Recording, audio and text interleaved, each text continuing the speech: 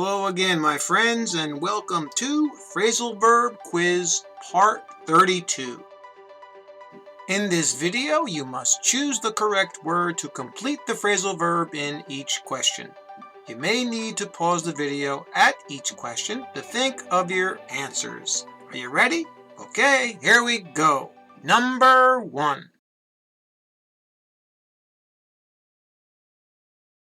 And the answer is, he got a big raise at work, so he opted for first class when he bought his plane tickets for his vacation next month. If you opt for something, you're choosing one option instead of another. And that's what happened here in our example. The person opted for or chose first class over, let's say, maybe coach on the airplane. Okay, or maybe economy on the airplane. All right, number 2. And the answer is, I quit my job because I just couldn't measure up to my boss's standards. To measure up to something is to meet a particular requirement, or in this case, a standard. So in our example, the person quit because maybe his boss wanted him to do the job up to what the boss thought was the best way to do it, or the standard of the boss. All right, and that's what to measure up, to be at that specific point of, let's say, that requirement, and he didn't feel like that in our example. Okay, number 3. And the answer is, if we have another bad quarter like the last one, our company will go under by June. If you go under, in this case, when we're talking about businesses, it means that you're going to either go bankrupt or just outright fail. All right, so if a company goes under, they fail and they usually go bankrupt also. All right, number 4. And the answer is, we wanted to buy a huge house when we got married, but we settled for a much smaller one that we could afford instead. To settle for something means to accept something that's lesser than maybe you wanted in the first place. This is what happened in our example here. The people wanted a large house when they got married, but they couldn't afford it, so they settled for. They accepted something that was maybe underneath their standards or less than what they had wanted before. All right, number 5.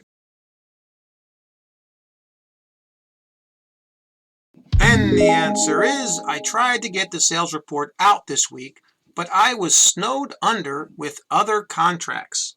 If someone is snowed under, like in our example here, they have too much work, or they're being restrained by something.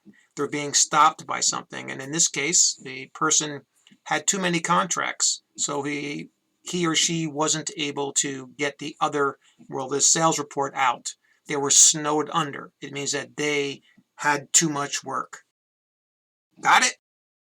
All right, number 6. And the answer is, the president's political party drummed up support for him with many negative advertisements about his opponent. If you drum up something, and it's usually used with support, to drum up support for something, it means to work really hard to bring something about. And that's what they were doing here in our example. They made many negative advertisements. They did a lot of work to do this, and this is how they drummed up support. This is how they brought about his support, by making these commercials. All right, number 7. And the answer is, my office is very well organized because my staff always files away my reports in order.